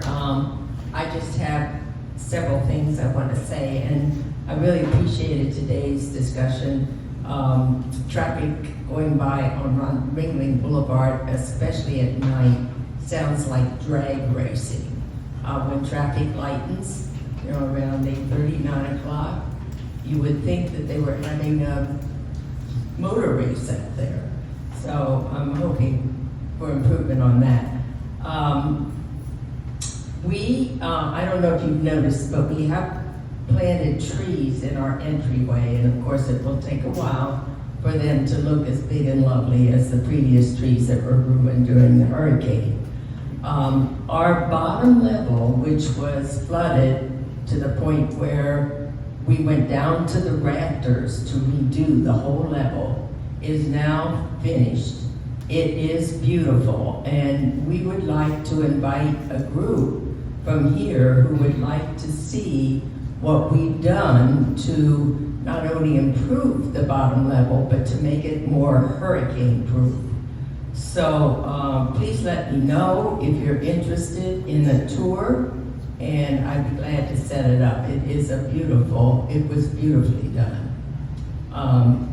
And the last thing was, I think I saw the news come out from the city yesterday, not only about new type of insurance policies that people can get for hurricane damage, or flooding, I should say, but also that I guess the western heading traffic on Monday will be down to one lane between Sarasota Bay Club and Plymouth Harbor, going west, I guess, toward the beach. So there's going to be some backup of traffic on Monday. That's it. Jessie here from EOP Residents Association. I have a couple of announcements. We have next meet and greet Tuesday, October 14th, between 5 to 7 p.m. at Circus in Commons. celebrated the Holiday Inn in their ringside lobby with happy hour drinks and food discounts. And our monthly member meeting will return on Saturday, October 18th at 9 a.m. Join us on the 8th floor of the Lido Beach Resort. Topic will be very interesting, undergrounding utilities on the Keys. And we also fully support the city's initiative to control motorized watercraft at parks, especially South Lido and the public Lido Beach. The PD, especially the water contingent, is working hard to control the situation at Cadmus Berlin, the County Park at South Lido Key, and we appreciate that very much. We are all constantly working to maintain the unique character and lifestyle of this Sarasota track. I'm Judy Mower, speaking for Golden Gate Point Association. We continue to be plagued by the presence of 4 active construction projects on our peninsula, which is about the length of 3 football fields. If you drive onto Golden Gate Point in the middle of the day, you will see there are absolutely no empty public parking spaces. They are all occupied by vehicles and construction workers for the most part. Additionally, all the heavy equipment runs over our curbs, spoils our sidewalks, damages our streetscape. So that kind of continues and has been for the last 2 years. We do whatever we can. There's little enforcement of the requirement of contractors to provide off-site parking for their workers. They do, but the workers really ignore it, and there's no enforcement. We, however, do have we have our meet and greet on October 23rd and our annual meeting February 14th, and we continue to meet, and we're trying to do the best that we can.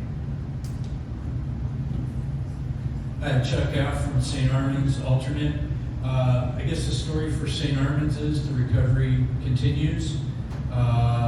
It's been a rough year, but I have seen a noticeable uptick in the last 3 months this summer in terms of recovery efforts. A few examples, 3% of our housing stock was demolished. These were uninhabited homes, and they received the permits to be cleared, so that's good. We don't have new construction yet, but at least we have an empty lot, not an eyesore. There's been lots of real estate transactions. Prices are down about 25 to 30% versus last year, but it's good to see that this is kind of a clearing event to get some of these houses to transition to new owners. Stormwater drainage improvements on Boulevard of the Presidents, which connects us to Lido, has been tremendous. The county went down there and cleaned out the culverts and dug into the ground and did a fantastic job of improving drainage. Landscaping work has been very aggressive along John Ringling Parkway and St. Armand's, but it's slow. It's going to take some time. Lastly, I just want to say thank you so much to the city officials here for this fantastic attendance and you guys coming to this meeting. I think it really speaks to the importance of this meeting and the fact that you all come here on a Saturday. Thank you. This is tremendous. Thanks, Chuck. Dean Anderson, Avondale. Our annual fall picnic is coming up November 9th, 4 to 6 p.m. It's a potluck only affair. Pat, thank you very much for our ADA intersection at Brewer and Irving. Greatly appreciated. They did a nice job. However, we still have a few sinkholes around the neighborhood. One's and you know what they are, and thank you for working on those. I prefer pavement opportunities. You could also call them a reverse. Of particular note, I'm concerned about the seawall at the end of Brewer Place. The kids go down there to go fishing and stuff, and there's gonna be a lawsuit there if they fall in there. So Nick will get with you after. We are working Talk on about that, it. so that is high on our list. And go Canes. I don't think that was allowed, but whatever. Andrew, where's Andrew? Did he leave? I was gonna say the Gator can take him outside. Hi, I'm Carol Lackey. Shoreline Woods Neighborhood Association. As you know, the South Osprey Avenue Force Main project that started right after the school year. Other than Osprey Avenue, our neighborhood was the one that had the full brunt of the project. That included going down Spring Creek Drive, turning onto Old Oak Drive, and egressing up Siesta Drive since June 11th. Our neighbors have been somewhat patient with the progress. We've had wonderful communications from the project manager, George Nicholas, and I did not send his information to our members, so everything was through me, so the project can continue without all the area of complaints. I would advise neighborhoods to inform your residents about what the city setback is on your property. The right-of-way is part of your property that's allowed the city to work on, and a lot of landscaping that's very beautiful near the edges of your street and your property is something that they're allowed to use. So there was a lot of disruption and confusion in our neighborhoods by the storage of equipment and pipes and bricks and things, and people now understand that I said to look at your inspections and look at your, your property records to see that you could have a 10 to 15 to 20 feet setback from your street into your property that actually is areas where the city is allowed to work. We had some, drains there that they had to have access to, so things were a challenge for some of the homeowners, but they understand now through education. This week, the milling and the paving of our streets will happen, and that will conclude the project ahead of schedule, as predicted to be the end of October. It will supposedly cease October 10th. The residents have been all told that things will be cleaned up, and I expect that they will. They've been very conscientious with encouragement from me to make sure that we don't have a lot of issues, and things that are concerning to the neighbors are a county issue with our stormwater. We are the skateboard hills of Sarasota, and so everything goes downhill, and we have a great deal of stormwater issues on Old Oak Drive and Spring Creek. Neighbors are fearful that the milling and paving of only half of the street where the work was done is going to be concerned and drive more stormwater onto their properties. So we're addressing that as needed. There will have some speed humps that we have traffic calming in our neighborhood, and they have been demolished somewhat, but we are hoping that they're restored. We have a lot of traffic of people cutting through to Siesta Drive. We're continuing to work on that issue. And we would love those new neighborhood signs of neighbors, please slow down, because we did a survey and we have some of the signs. Carol, it's 2 minutes. Okay, that's great. I'm just, put me on the list for lots of those. Those signs will be brought to this Great. meeting for November, where our speaker is Chief Rex Trochet from the police department. So, stormwater issue, I'll be calling Andrew. Thank you. Thank you, Karen. Renee Golovna, alternate for Glenx Estates. No report. Ricky Lindsay, Baywood Park Neighborhood Association. I'd like to say ditto to what the gentleman from St. Armand's said as regards city staff and elected officials. You guys do a tremendous job, you really do. And a lot of us understand that it's complex, it's slow moving. We appreciate it nonetheless. City, I'm meeting with folks from the city this week. Hopefully there's I used to call it a park in our neighborhood, but it is a city-owned lot. It is not a city park, and there's a big distinction. But we're having issues with it since the hurricane. It's turned into a cut-through, people driving through it, tearing it up. Trees were killed during the hurricane. So we're hoping to continue working with the city because it is our only green space in our neighborhood. And then, Pat, I will get with you about, it's not just the crosswalk in Orange, in Gulfstream Drive, the traffic signal. That is an issue. The crosswalk's important, we appreciate that. Please don't dismiss the concept of reinstating our traffic signal there, because it's our only exit out of our neighborhood. We only have one way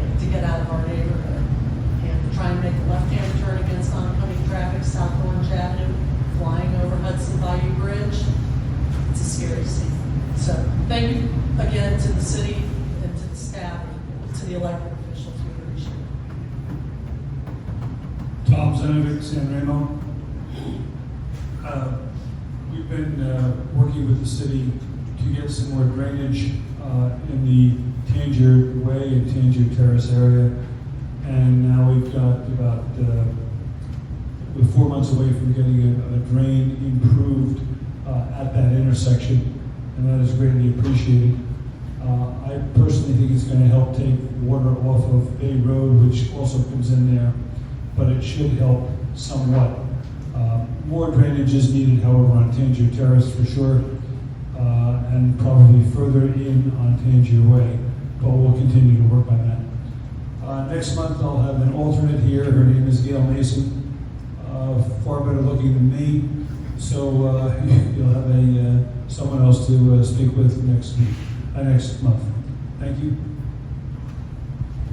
Hello, Mary Butler here with Emerald's Park Neighborhood Association. First, I want to say thank you to Kelly for coming out with the Stormwater team to take a look at that list from the county. Thank you very much for coming out. That was very appreciative. Also, let's see here.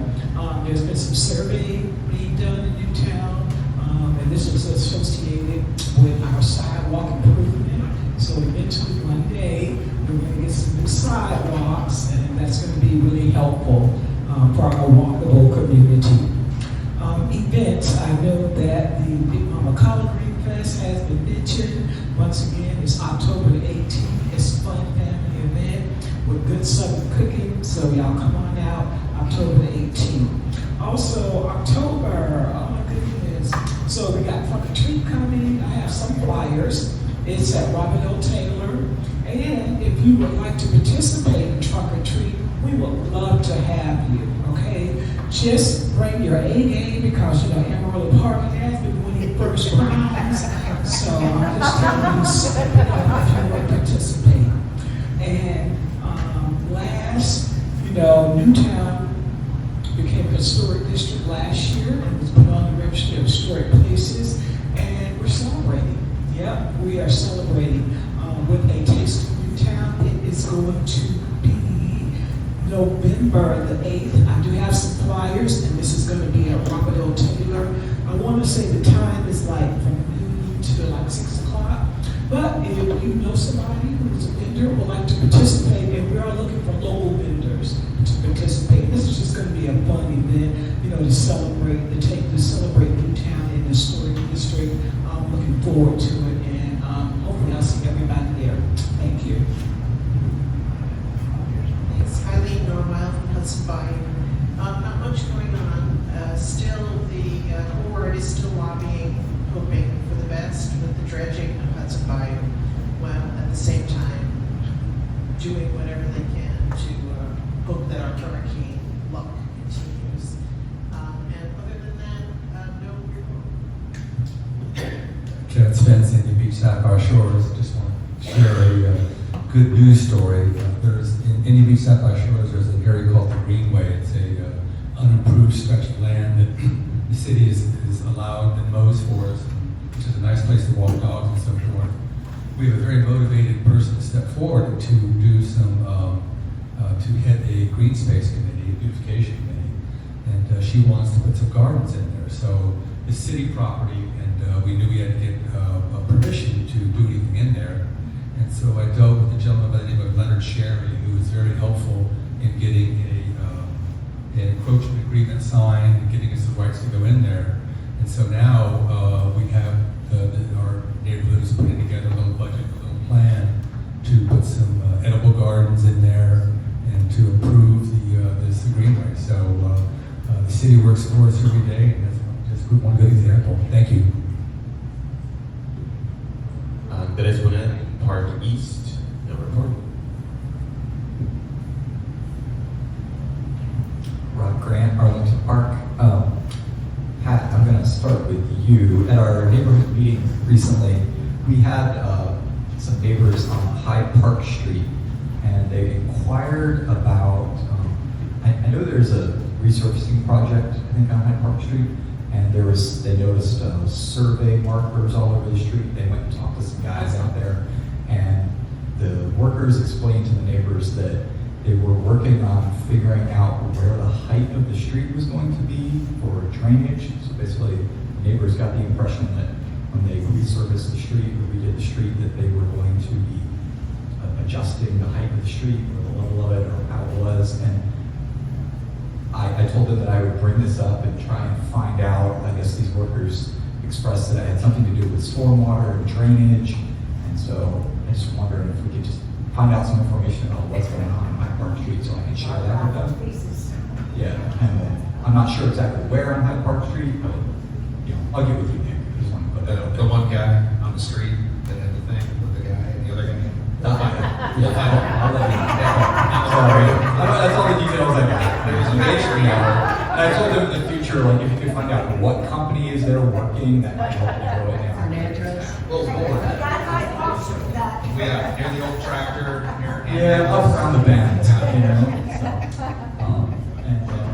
and then I just wanted to let everybody know that, as you may know, about back in August, the City Commission denied a development project at the Temple Beth Shalom at the corner of Bay Vista and Tuttle. They have a 275-unit apartment project proposed. It was actually denied by the City Commission. Well, in less than 60, 90 days, that application was converted to a Live Local Act application, and it has already been administratively approved. So I just want to put this out there to folks that, our local commission denied this development project, which was submitted under the city's affordable attainable housing program, and it was denied. The biggest difference, I think this is important for everyone to understand, is that they were the original application was only proposing 35 affordable units, but they would have been tiered according to the city rules, 80 to 100, below 80% and 80 to 100 and 120% AMI. The administratively approved application actually includes 110 affordable units, which sounds great. So 110 out of 275 instead of 35. But those 110 are all going to be at 120% AMI. And when you go and you look, in some cases, you're talking about a difference, a cost savings of $100 versus market rate. So I just, you have these projects going around in and around your neighborhood. It was amazing to me how quickly this application converted, because I kept going to the city's records website, and the application never showed as denied. It continued to show as in process. It never changed. The status of it never changed. So just, I don't know, observations, lesson for what's going on in the neighborhood. Sorry about that. Thank you. Thank you. I hate doing this. David Lowe, DISCA. A couple things. First, a quick plug for an upcoming workshop we're holding, Building Bridges, Law, Growth, and Community. The goal here is to bring together developers, legal authorities, community leaders for an open, productive conversation about growth, legal frameworks, and how we move forward constructively. The panel includes Steve Cover, Eileen Normile, a couple of attorneys, Morgan Bentley, who's someone who would know Brenda Patton, and a developer. So we look forward to an interesting panel discussion with a lot of conversations on that. It's on the 16th in this room. You can sign up at DISCA's website. Second, Drayton Saunders and Tanya Castro Verde Lisco, I always get that wrong, and from the Sarasota Performing Arts organizations are going to be guest speakers at DISCA's next board meeting on November 6th. In full disclosure, DISCA has long supported and continues to support efforts to find a thoughtful path forward for a new performing arts center. So yes, we'll be all ears to what Drayton and Tanya have to say. Third thing, DISCA has been providing input on the proposed revision to the special events ordinance. This is particularly important to downtown residents. We've suggested 5 specific modifications to add clarity and some improvements to structure. That said, We've been commenting on somewhat of a moving target. The draft hasn't been finalized now with the city attorney. So the discussion is expected to come before the City Commission on November 3rd now. And when the final version comes out, we'll be providing some more input on something really important to us. And the final thing, when you leave here, please take a walk out to the front by the broad, what's called the promenade, right out toward Fordville. What has been done in the last couple of weeks is absolutely incredible. There must have been 100 trees planted, canopy and palms, landscaping. It is just an incredible transformation. So to all city staff and the Conservancy, whoever's been involved in this, it is just jaw-dropping beautiful. So take it in and come over David. and stroll along. David, thank you. Thank you. My name is Alan Pariser. I represent the South Poinsettia Park Neighborhood Association. Just a few minor items. First, we finally, I think, completed the paving on Clematis Street. It took quite a bit of time. There were a lot of false stuttering starts, but it has been completed and it is beautiful. So I would like to thank the city staff for their patience and the neighborhood for their patience during this escapade. I believe Wisteria Street is now planned, but I think everybody's going to slow down, look at it very carefully, and learn from some of the problems that they struggled with on Clematis Street. Secondly, we had a very good meeting with the city staff and are continuing to pursue the possibility of putting in decorative, more modern streetlights in our neighborhood. It's not an easy problem, but we are making good progress. And again, we met with the city staff, and I think everybody is looking forward to trying to get this project to completion at some point in the future. And then lastly, the traffic calming study results were very important and amusing. We've had both signs to our neighborhood destroyed by cars apparently can't stay on the road.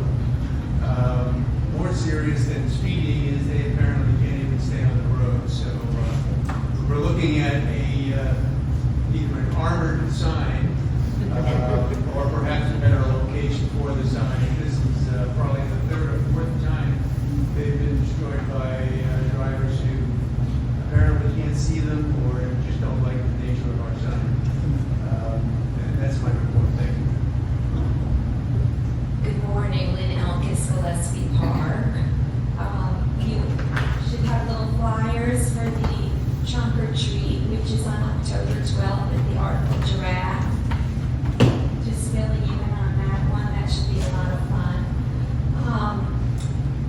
Let me see, what else do we have here? Oh yes, we have a new bench on our playground, which Kelly is very excited about and has been extremely instrumental in seeing that has happened for our 100-year anniversary party. I said go Parks Department. Oh, okay. And then also, I need my glasses, which I'm not used to ever. We need books for the little libraries. So we need adult books and children's books. If anybody has any that they would like to donate, Gillespie Park Association members will be happy to pick those up. Thank you. We desperately, desperately need books for children. Desperately. Anything you can offer up, used books, we'll take them.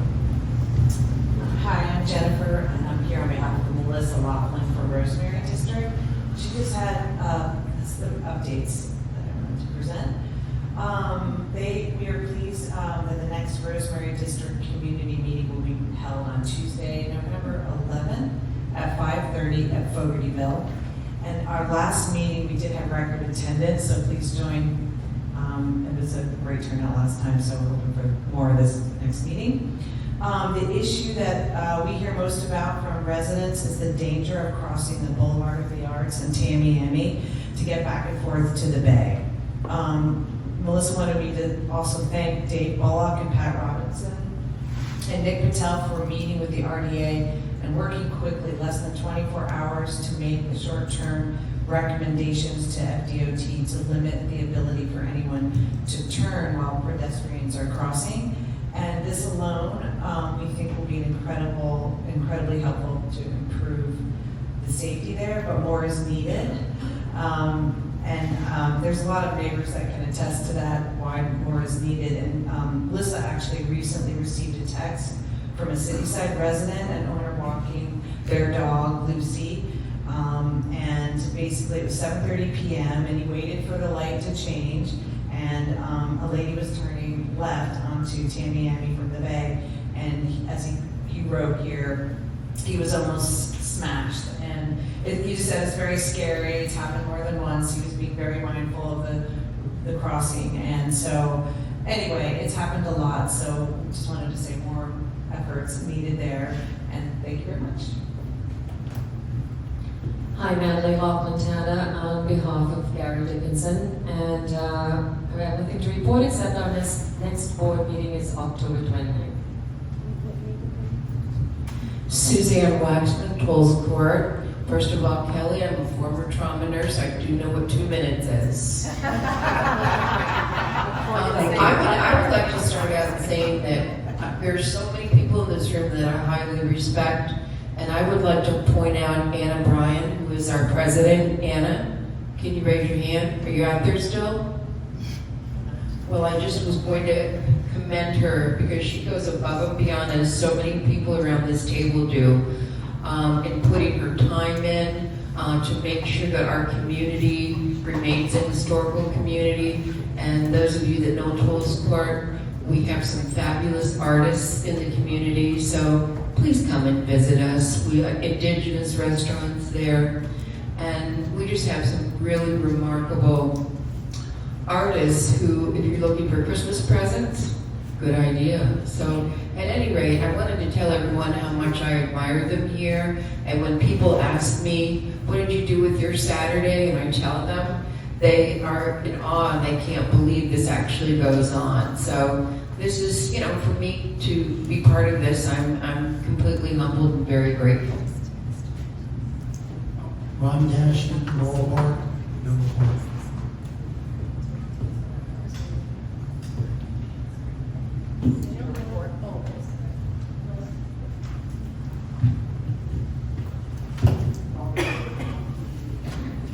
Leslie Sniper, Alta Vista neighborhood.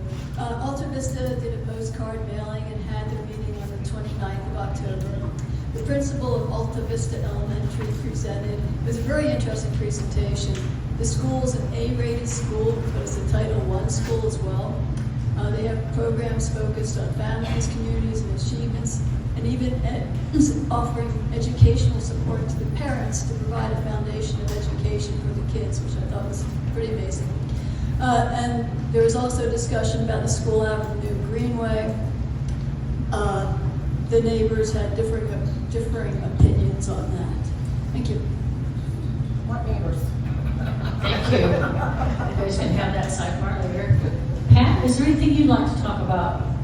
Yeah, just a quick rundown of a couple of the items I'll follow up on with you, Kelly. So light timing, Osprey Avenue.